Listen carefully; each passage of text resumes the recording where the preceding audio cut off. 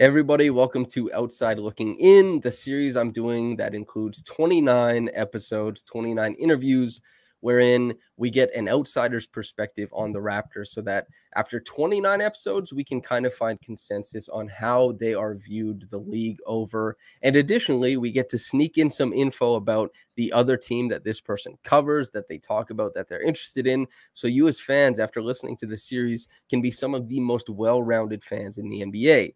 Today, of course, Yosef of Thunder Film Room. I think you can guess that we are talking about the Thunder then. This is somebody who has paid very close attention to the Oklahoma City Thunder, i.e. ending up paying very close attention to one of Canada's favorite players, Shai-Giddey, and somebody who's just done tremendous work cataloging how the Thunder find success when they do, what's interesting about that team. And Yosef, how the hell you doing, man? Doing great. Appreciate you having me on. It's weird, like you interact with someone like over Twitter for a year, and then it's super cool, like meeting them in a way. Was a big fan, obviously, of you and Evan's pod. But I'm just excited to talk a lot of Shai. Excited to dive into the Raptors as well. I really appreciate that. I am so appreciative of all the X's and O's people, because this is the thing about the basketball world currently. For a consumer, you're in heaven because you can just take on so many. There's just so much content people put out there that's interesting, that's thoughtful, and your cataloging of the Thunder has obviously been great. So the first thing I want to talk about, because at this point, many people have heard a lot of different interpretations of the Raptors. So we're going to start with Shai Gilgeous-Alexander. I'm not going to do any of the Shai to Toronto stuff on this podcast.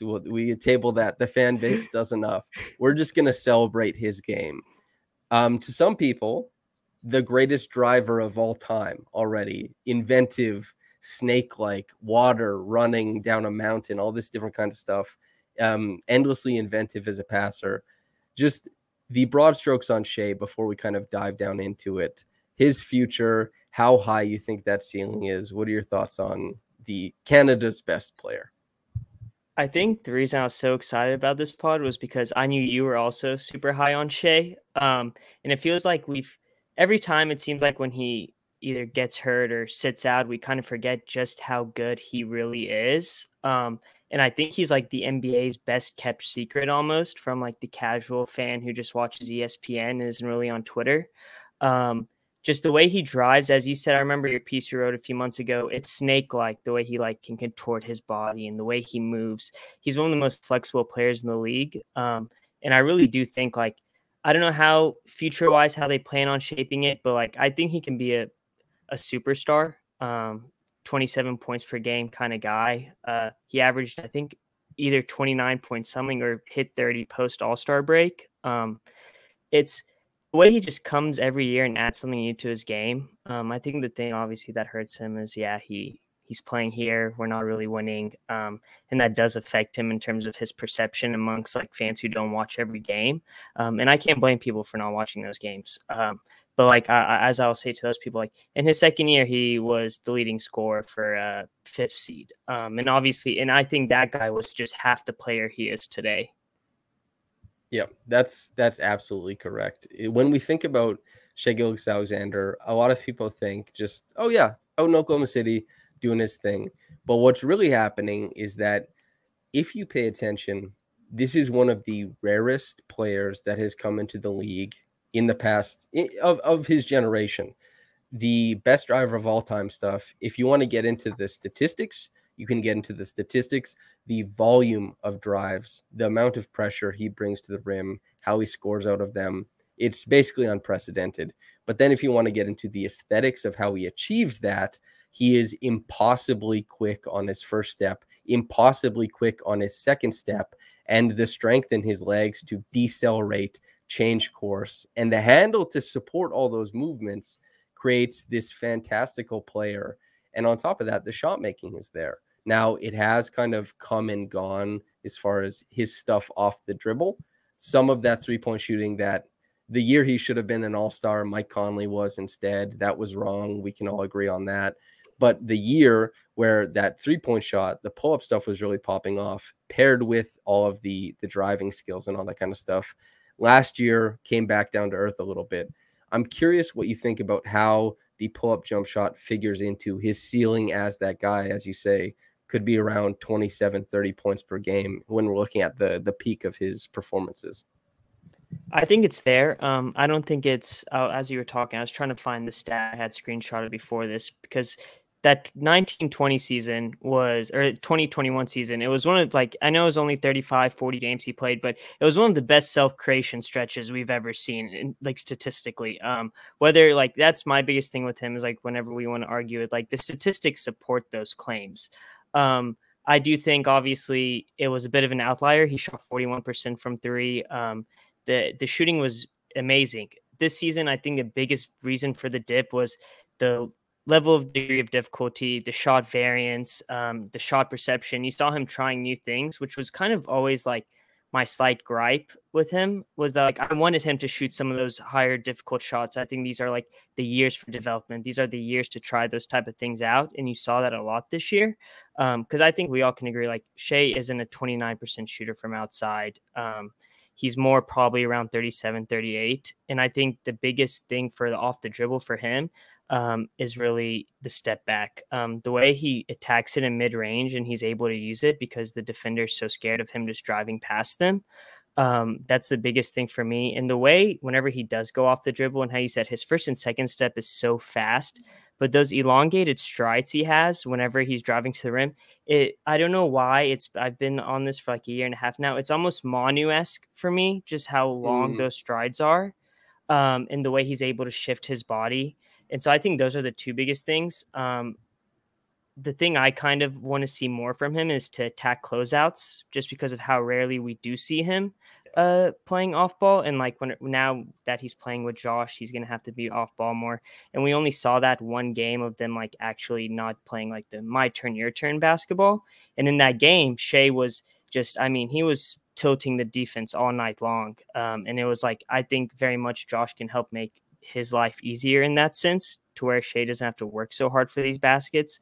Because I mean, statistically, I don't know last season, but 2021 season, I'm sorry, they had the worst spacing in the NBA according to B-Ball Index, which is like, whenever you consider what Shai did in that season, it's remarkable. What you bring up about taking advantages instead of creating them, this is something that is not intuitive for a lot of players.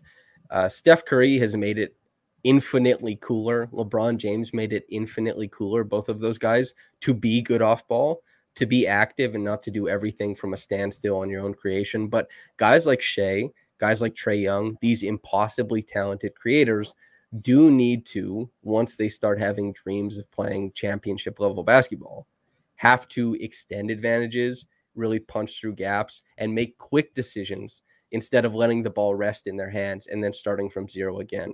And Shai, definitely, that's something that he's going to have to, comport himself to Oklahoma City as they grow going forward. But I think that's really insightful that you bring that up. The 3-point shooting, 37, 38%. I'm not sure where it's going to end up.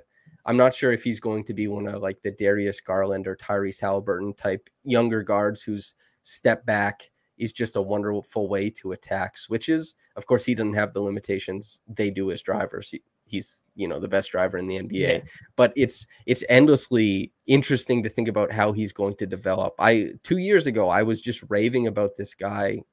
Evan, as you said, you liked bouncing around, and thank you for that. But I remember Evan and I debating about Conley versus Shai, and PD Webb messaged me after watching the episode. He's like, yeah, I like the Shai idea. Just was disappointed you weren't arguing for top 5 MVP instead of, an all-star spot. I was like, okay, yeah, like you can definitely lean towards that self-creation stuff.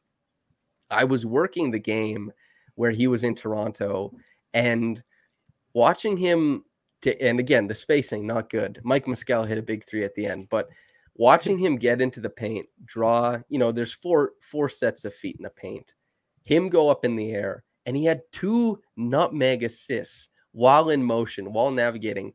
And I was just thinking, like, I love watching players like Shai play the Raptors because it's such a hectic, crazy defense that it introduces new interpretations. Guys like, we see creators all the time play a certain style, play proactive, get to their spots, create the shots they want. And then the Raptors invert those principles, and you get to see how their reactive playmaking is. And Shai was up here, man. He didn't miss a beat. So before we continue talking about the Thunder and all that kind of stuff, the inventive, interesting Raptors, I'm curious what you think of that team from the outside looking in.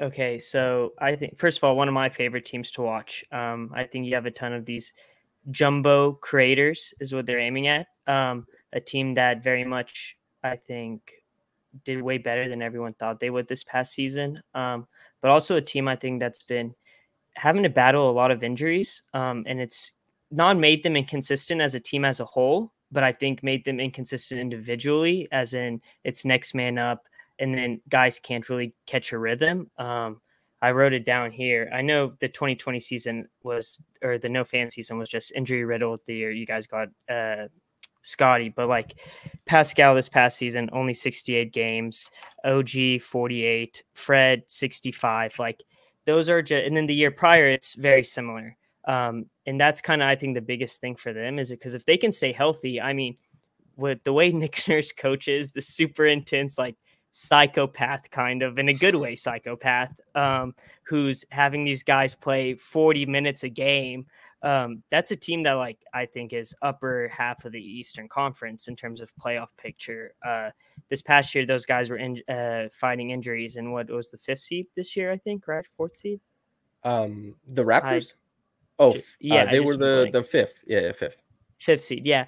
And just imagine, say, if OG plays 55 games even instead of 48. I know it's only 7 games, but like those few games, they were only 3 games back from the 4th seed for home court advantage, and then 5 games back for the 1 seed. I think that's a team right there that like can play. I think the defense is the biggest like thing for me. I think that's how they win their basketball games. I'm a fan of the offense. I think it's free flowing. I would just like to see some more like on ball actions, I think, because I think there is a bit of a limitations just for now as in terms of guys who can self create. And I do think some like on ball action would help. And then Scottie is just, he's amazing. I think he'll be fine long-term wise in terms of self-creation. I think that jumped his development the past like 3 years. I mean, development's not linear, but like you can't help but think like, oh my goodness, what's this guy going to look like in year 2 and year 3, or and then even in year 5, right when he's about to hit his prime.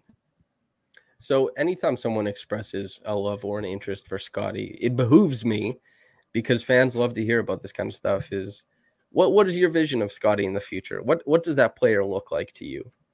I think borderline superstar, top 15 guy in the NBA.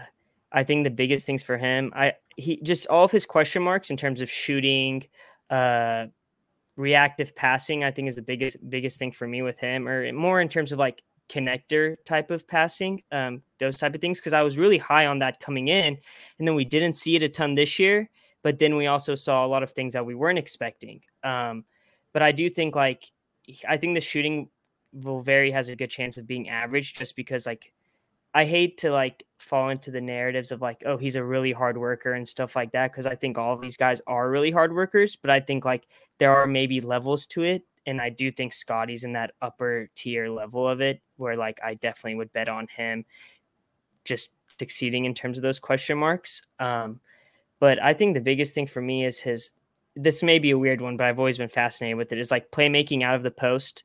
Yep. This year you saw him a lot take advantage of playing in the post because they weren't doubling him. He's so good at being able to tell like where the defender is on his back. I don't know if there's an exact term for that, but he's like so good at it.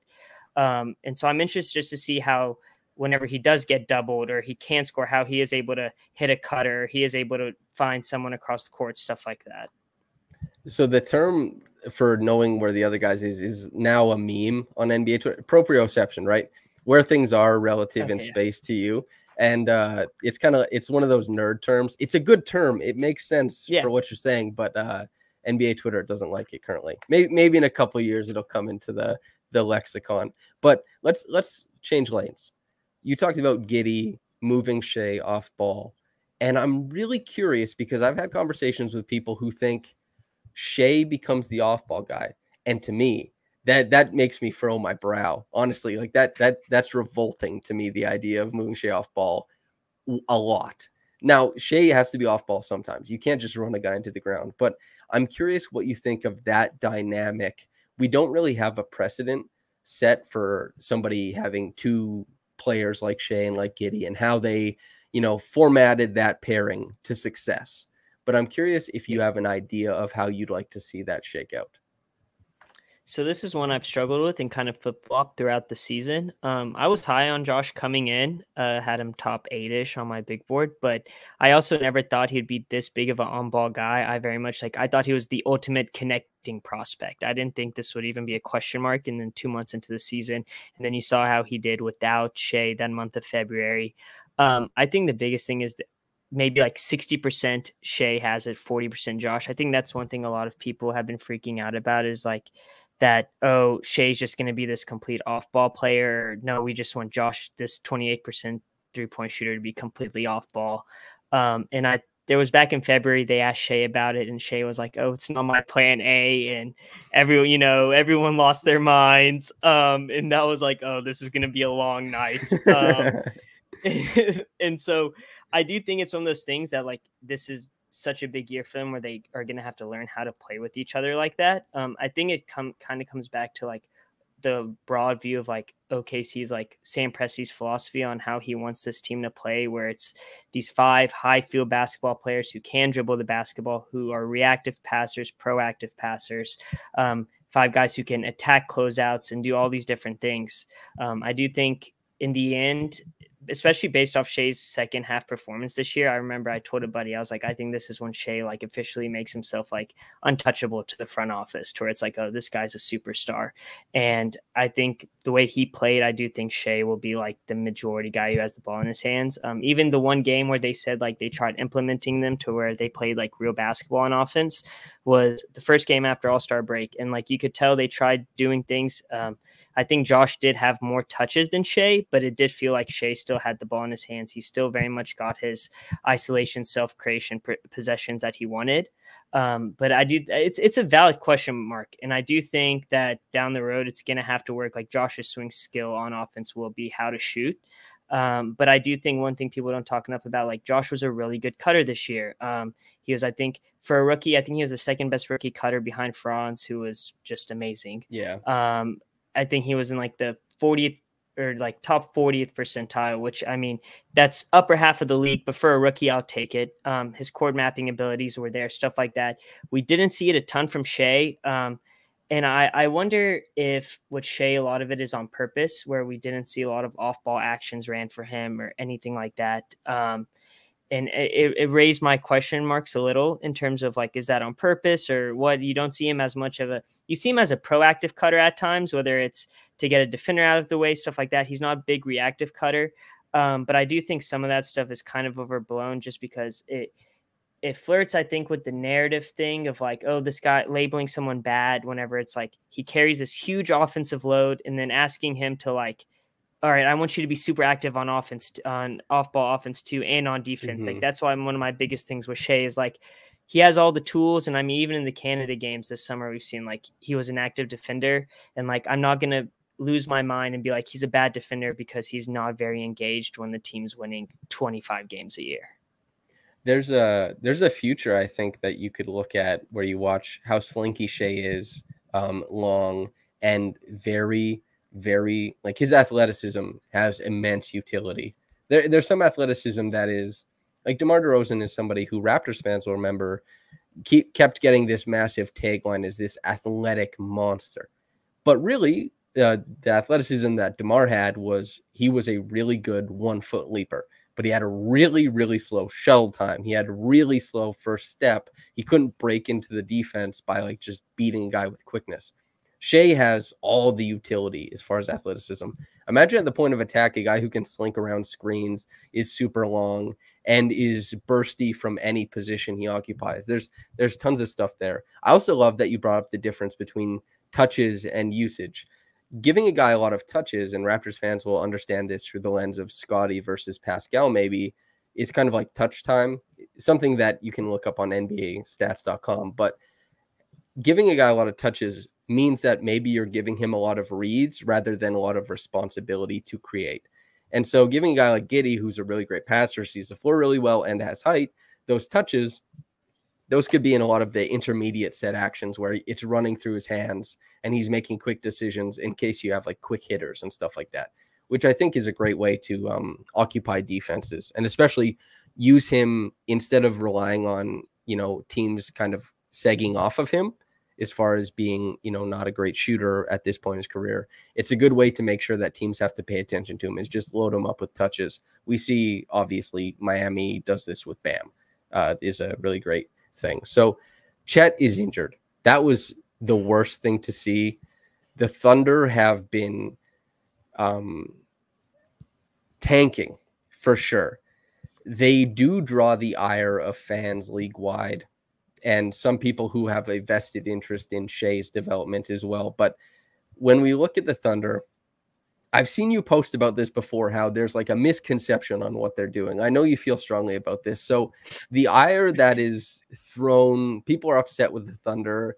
They're ruining careers. They're not letting Shai develop. They're keeping him down. They're resting him when he's healthy. Like all this kind of stuff. Imagine I throw the kitchen sink at you. I'm curious, what is your defense? And show us the light on the path that the Thunder are walking. First of all, I think like we all know what's going on in Oklahoma City. Sam Presti said it himself. Sam Presti said it himself at the end of the season, like press conference. He was like, everyone knows what's going on here. But I do think it's taken over this in terms of like the backlash. I do think it comes with like, you've kind of made yourself, even if you're not like doing it the worst in the league, you've kind of made yourself the poster boy for it. And that just comes along with it. But like, I will say just the simple stuff is like, I mean, for second year in a row now, they don't have the worst record in the league. They were past 2 years, they're actually the fourth worst. Like there are 3 teams who are actively worse than them. And then I think I had some quotes written down, but this one is my favorite all-time quote from Masai Ujiri. It was after last year. It was in the press conference, and he said, I tweeted this immediately, and I got some hate from Raptor fans. But I was like, he said, this is all about winning championships again. Let me tell you guys something, guys. Everybody has forgotten what has happened here 2 years ago, okay? Yes, we won. Nobody cares anymore. We want to win another one. That's what we want to do. You want to prepare yourself to win another one, not to play in the playing game, not to play in the playoffs. You want to win a championship. Everybody's like, why won't you get in the play-in? Play-in for what? We want to win a championship here. And I think that's always my biggest thing. And I know you kind of get into like groggy water whenever you say, okay, well, then what? In every year, there's only like 5-6 teams that have legitimate chances to win a championship. Then what does everyone else want to do? But you want to put yourselves in that position. And like, yes, Oklahoma City could trade their picks right now. But in reality, you're probably making yourself a middle tier team. Probably not much better than Utah's been the past few years. And people for years have been saying Utah should break it up. And so it's like one of those, like, you can't win type of things. It's a lose-lose situation. I just quite frankly, like, don't fully buy into they're purposely like faking injuries thing. I do like, yes, this year they agreed, Shai and Oklahoma City agreed like the last 8 games to just sit him out. But he legitimately rolled his ankle pretty disgustingly in February. The plantar fasciitis, like he missed Canada basketball that summer. Darius Baisley in February of last year, they told us it was a bruised shoulder. He ended up breaking like some bone in his shoulder. Like they weren't very honest about it. Lou Dort, all those type of things. Like I understand it. I just think it's very much become a narrative thing instead of a true real thing. But I also say, and I tweeted this after the draft lottery, your teams are incentivized to lose, and like it works. Like it works. They got the number 2 pick. And like whenever you're a small market where everything is tilted against you, you have to make the odds somehow kind of closer to the middle. So in the end of the day, I don't think they're really harming anyone's development. I do think they're more harming people's development in terms of getting so many prospects. I think more than anything, that's more of a harm than the actual tanking that's going on. But yeah, like this one, I was very excited to talk about just because I do think like it's not as anytime an injury does happen, like even when Josh Giddey got hurt, that people were like, oh, they're tanking. A rookie does not impact winning that much. Like there are exceptions to the rule, of course, but usually they don't. There was even some with Chet, and I was like, I promise you, Sam Presti is not happy about his rookie, his number 2 pick, missing the whole season. Like that was a doomsday scenario. So like I do think there is like it sucks because this is the thing. Like this is what like I hate after winning a game late in April, whenever I'm like, oh, we just dropped a thing. Like I should be happy that these like 18, 19-year-old guys just went out and won a basketball game. Like whenever we beat Phoenix, like that was a big win for a lot of those like G League guys that we signed. But like this is like how the NBA incentivizes it, which sucks. But like that's the system, right? Like you have to play by the rules. These are like these are businesses at the end of the day. These teams want to be good. And quite frankly, my biggest fear is Oklahoma City one day in my lifetime relocating. So whatever they can do to have a decent basketball team out there eventually is like my biggest thing. And like the biggest thing is Sam Presti has said it. He wrote a big long op-ed in the newspaper right after the Paul George and Russell Westbrook trades. And he pretty much told everyone what's coming, like what's going to happen, what they're doing. And the biggest thing is like for sustained success. Like, yes, we didn't win a championship last time, but I mean, Oklahoma City year in and year out was one of the best teams in the league. And you got to see world-class talents in a state that has no professional sports. I think like that stuff like that, I think truly matters. And so I think that's like the biggest thing for me is sustained success. Like I don't want to sit there and be good for 3-4 years, and then you have to blow it up because eventually like Shai knows like the plan according to Sam and Shai and them. But like, I think a guy like Shai is like, okay, hey, 3 years will be bad, but then like the goal is to contend. We're going to push in the chips eventually, blah, blah, blah. Or we can push in some chips right now, but we're a 6-7 seed every year. And then like, that's how guys become disgruntled, you know, like look at Utah. They have Donovan Mitchell, who's only a year older than Shai, and they had to move him. Like that's the last thing I want to do right now. And so I think that's the biggest thing for me for tanking is like, yes, there are some teams that like Toronto, you guys never had to tank these past few years other than the 2021 season. Like Fred broke through, Pascal broke through. Like that's just, you have to have skill in terms of your GM and your assistant GM doing the right things, but also have some luck break your way. And like Oklahoma City got some luck with like Lou Dort, but like you have to, there's a lot of things that fall into place to have a good team year in and year out. And like this is just one of the biggest ways to optimize that. Not everyone can be LA where they don't make the playoffs for a decade or however long it was. And then the greatest player in the world just walks through their doors. That's a minute basketball that Lewis and I did was too big to fail. And I got to compare the 2008, housing banking crisis with the Lakers is like, you can't fail when that can come your way. And, Toronto hasn't had that benefit yet as far as being a market where players come out of and want to return to. We haven't seen that. Corey Joseph is not moving the needle. My apologies, Corey Joseph. But and Oklahoma City is the exact same thing. Like, is Blake one of, at least in however many recent years, is he maybe the most, I guess, famous guy who had ties there? And then, like even he didn't have, I don't remember seeing anything that was like, oh yeah, he's going to come back, or like Trey with like the Sooners or whatever, anything like that. I haven't seen anything of that sort.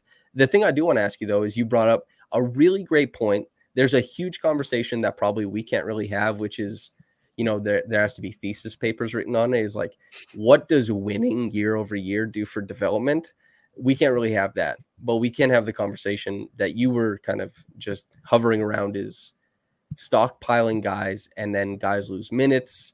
Guys don't have an avenue to playing time, and we know you have to play to get better. Like, we know that much at least. So whether it's like Maladone, Trey Mann, Roby, Baisley, whatever, are there guys you're worried about on the roster being disaffected by this stockpiling of talent? Yeah, guy you named, Teo Maladone, still a guy that I'm I don't want to say high on, but I still think he's an NBA player. I think they've done a good job Oklahoma City's done a really good job, actually, of just optimizing their G League team. There's guys playing in the G League on the blue every night from the Thunder. I think the biggest thing, especially we saw this year with Teo, was he went to the G League, and this year he was just too good for the G League. I mean, he was putting up 27 a game and was getting to the line. True shooting was like out of this world. But he gets to the NBA, and his minutes are limited. They do reward him for some, and especially Teo, someone like Teo, who PD said it perfectly. He has academy brain where like he just doesn't take risks. He wants to do the right thing every play, and slowly you see, okay, yep, his minutes are cutting down to where it's just gone. And so I think that's like him, Vit Krejci, those guards, especially at the end of the rotation. Like I think at this point they're probably both getting cut, which really sucks. And I think that's the worst part about this type of rebuild is like every year they're gonna have a revolving door of just prospects coming in and coming out. And I think they are gonna find different ways of being able to, at their the best of their abilities, maximize those guys' development. But in reality, I don't think we're even getting close to maximizing it. But it's tough. Like a guy like Teo, he led the whole team in minutes during the 2021 season. Sorry.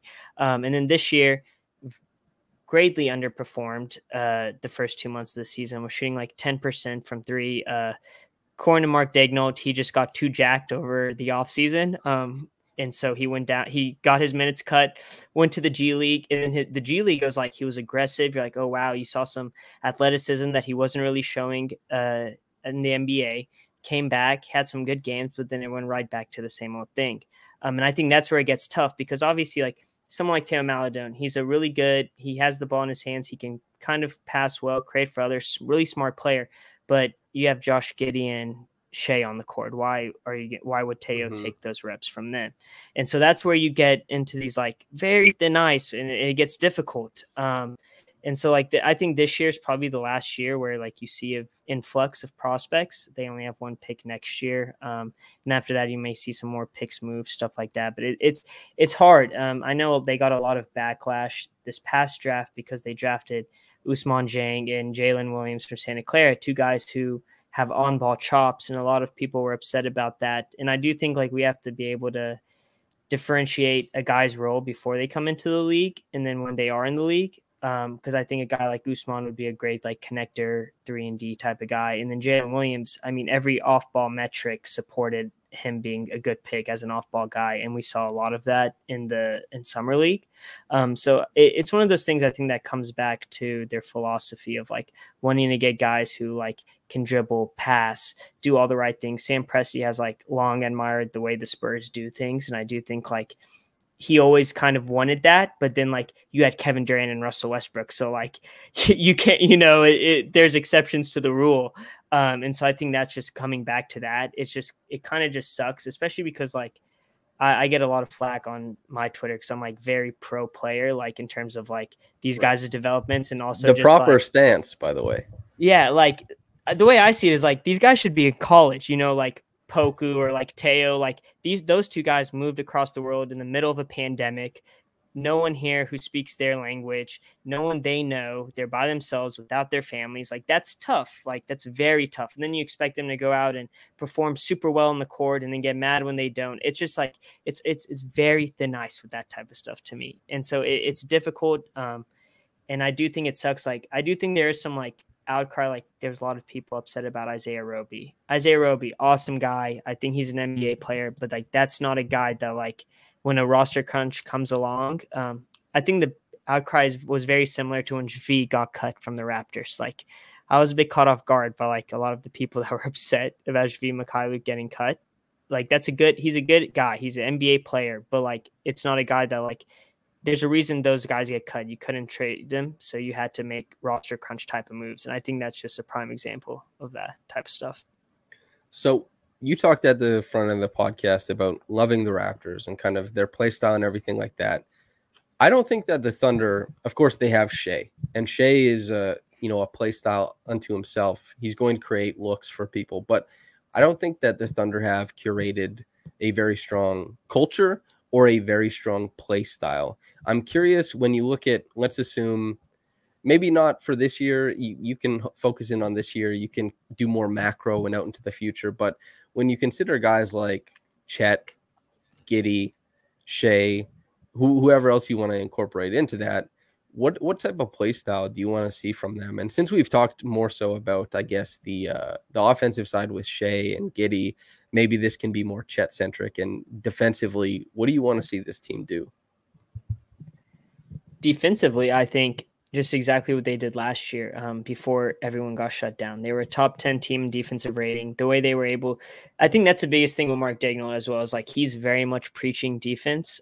Trey Mann, who is one of the most fun guys on the team, like even though the shot may not fall, when he gets the ball, like he just kind of makes you giggle whenever he just does stuff because it's absurd. I think the biggest thing with Ched was like, that was so encouraging was, okay, you have your defensive engine, you have your rim protector in year 2 of the rebuild. And then for him to go down, it kind of, now you get kind of frustrated. You don't really know what you want from them, especially on offense. Cause I think OKC for years they love delay action. I mean, they love it. They love having a big up there. You saw with Steven Adams for years, saw with Nick Collison on like backdoor passes.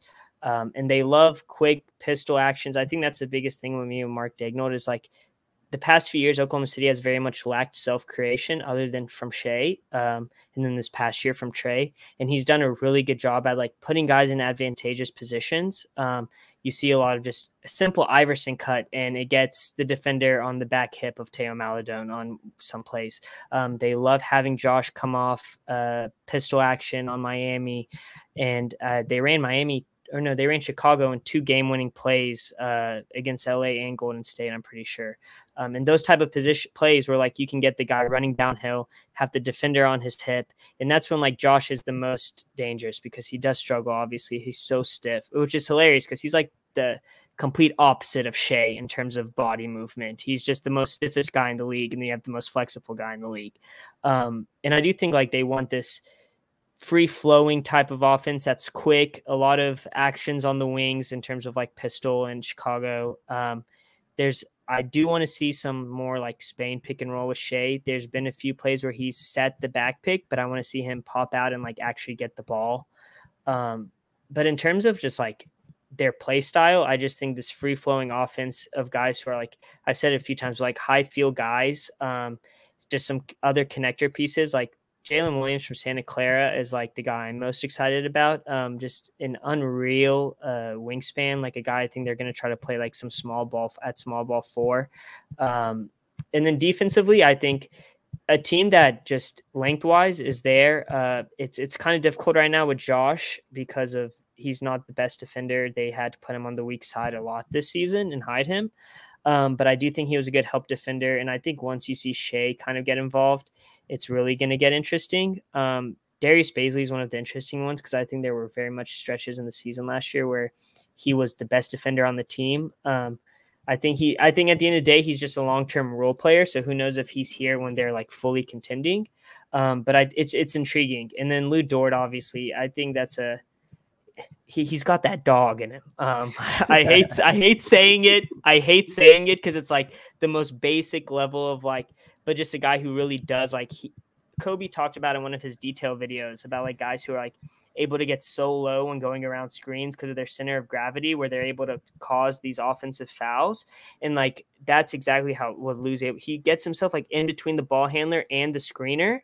And the amount of times where they get a offensive foul call on it is ridiculous. I think he has like 40, I think, last season or something like that. I forgot someone on Twitter tracks them every time it happens. But overall, I think a team that's able to just whoever gets the board, run out, play free flowing, and just stop with like the stagnant basketball. That was very much a problem, I think, in the prior like types of Oklahoma City Thunder basketball teams. And I mean, I think that's going to be a problem until they're able to fully set in there.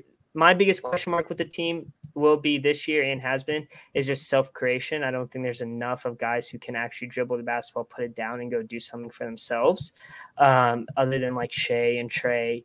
But it's interesting to see how it works. I do think I'm interested to see how Shai develops as like an interior passer.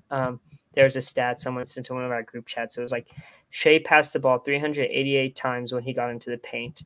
Only 34 of them were interior passes. And I think that's like his biggest improvement as a guy in terms of pick and roll or just any type of passing, which I mean, we saw some really good pick and roll passes from him this summer in Team Canada, which is like, I know it's just FIBA in the grand scheme of things. It probably doesn't matter a ton, but it's very exciting to see a guy even attempt those when you didn't see him attempt that a ton the past 2 seasons. So a few things after all you said, a couple So yes, Josh Giddey, when he drives, it looks like a whirling dervish of knees and elbows. It's grimy, dude. It's crazy.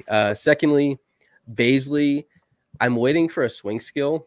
Uh, his movement is very clearly quite special for his size, and if the passing really pops off, or if the shooting gets to a place, even in the corner where he can generate, closeouts, because when he puts that ball down and he's headed towards the rim, it's quite special. His footwork is really great. He's very explosive. And lastly, Shai, the interior passing, that is where that Raptors game I found to be quite informative, because it was really great interior passing, because the Raptors are the one team that will open up gaps on the interior and will be swarming the outside. It doesn't happen very often. And I am wondering, as you say, the spacing is terrible. Where are the obvious reads for Shai to pass out then, if it's cramped? I have dreams for Shai, man, to play in a spaced out offense. I have dreams. So I'm curious to see how much of that is development on his end, and then where the opportunity to play in a more spaced out a system affords him those, I guess, reads as well. No, yeah. I think one thing with Shai's interior passing as well is he hasn't really given the best bigs other than from the Al Horford year. I can't get mad at the guy for not passing it to Derek Favors, who looks like a shell of himself. Yeah. Hopefully Derek doesn't see this. He blocks people on Twitter. I apologize. And that's what I think was so exciting about this season, was like, oh, wow, we're going to be able to have Chet on the outside. I know Lou Dort's numbers are still like flirting with, if you look at the numbers, you don't think he's a good shooter. I do think a lot of that has to do with like his shot selection, degree of difficulty. I think once they like reel him back into like a set role, I think the shooting numbers will go up. And so like I was actually very excited. I was like, wow, I can only like imagine what he's going to do this year in terms of spacing and going to the rim. And so I think that's like the saddest part for me, was like the Chet would have helped Josh and Shai so much with their development in terms of just pick and roll, pick and pop, stuff like that. And it also would have made it a lot easier for Josh and Shai in terms of playing together. I think it would have been a lot more seamless of a fit. And now it still is a difficult fit, but like they've gotten to know each other for a year. They just haven't like played real structured basketball together. It was very much your turn, my turn, and they admitted that as well. So I think that's like the biggest thing for me, and just how like I would do anything. There was like 2 possessions all year where like Shai had this drive and then Josh made a 45-degree cut, and like Shai just a little bounce pass, pocket past him, and Josh finished. And I was like, oh, give me, please, in 2 years, just please. I would die a happy man. I do. Yeah. There's lots of potential probably for, if you want to stagger them on the same side of the floor, there's like Wade cuts that can be made. And it does depend somewhat on Giddey and Shai, both of them finding a consistent 3-point shot. Catch and shoot is the baseline. Pull up allows them to do stuff with their own offense. But as far as how they work together, especially not having Chet as a connector piece between all that stuff, is a tough loss. But before we get out of here, be it Raptors, be it Thunder, is there anything you want to inform the viewer on? Nothing really. Just, I promise you, before they first half of the season, just watch some Thunder games. It's very much, it's fun. I enjoyed it. It's like the way I viewed it. It's very in terms of whenever you see tanking teams or losing teams, it's a bunch of, I think, few young guys and then a ton of vets. And that's why they lose, because the vets have no interest. But there is a bit of like, the feel good story of like the guys who shouldn't be like they shouldn't be in the NBA, and they're like working their butt off and they're like diving for loose balls. And there's something to it that I very much enjoy. I remember the first time the Thunder like were young, they called it Thunder U, and like now people are calling it like Thunder U 2.0. And like it's very much like a college-esque team. Like it's fun, they have characters, it's an enjoyable viewing experience. And Shai is a superstar, and he's gonna be an all-star this year. I feel very confident about it. You had 2 guys leave the conference. I think it's going to come down to probably like him and Ant at the end of the year. And I do think like Shai, he deserved it 2 years ago. And I think this year's his time. I think the shooting will go back up. I do think the points per game will go up as well. I'm just so excited for the season to start up. It is a bit frustrating in terms of Chet. It's just one of those like it is what it is scenarios, or my profile picture. It's just I am sad. But other than that, I'm really excited also to watch just the progression from Toronto. Shout out Gary Trent Jr. I'm honestly maybe the most excited about him. Wow. But yeah, dude, I don't know why. Unreal shooter, and then I think the defense really the leap he made this year was like I was very caught off guard. I still think there's some stuff in terms of point of attack that could improve. But if we see even just a hint of like on ball stuff from him, some improvement there, I mean, like that trade still like to this day, I think that was Toronto one. It was an amazing trade, in my opinion. I know Norman Powell's a loved guy there in Toronto, but like that was, and then on the contract he's on, like for $16 million. Yeah, big Gary Trent guy. Mike Prada had he kind of wanted him to work on craft and manipulation like Chris Middleton. Mm-hmm. And despite not having the length or height that Chris Middleton does, I see a lot of wisdom in that, because Raptors fans oftentimes comp Gary to explosive scoring guards when Gary achieves nothing through explosion, quite literally nothing through explosion, all craft, all shooting. And so manipulation coming off screens, little curls, pin downs, all that kind of stuff. He had a stretch last season I wrote about where he averaged 4 assists per game, and it's basically because he was making good passing reads out of pin downs. And so I'm probably lower on Gary than a large amount of people in Toronto. I really enjoy you expressing like optimism, because if Gary keeps growing, it's just fantastic for the Raptors. So Yosef, thank you so much for coming on, man, and lending your voice to the Thunder aspect and letting us know what you think about the Raptors. No, dude, thank you for having me on. I had a blast.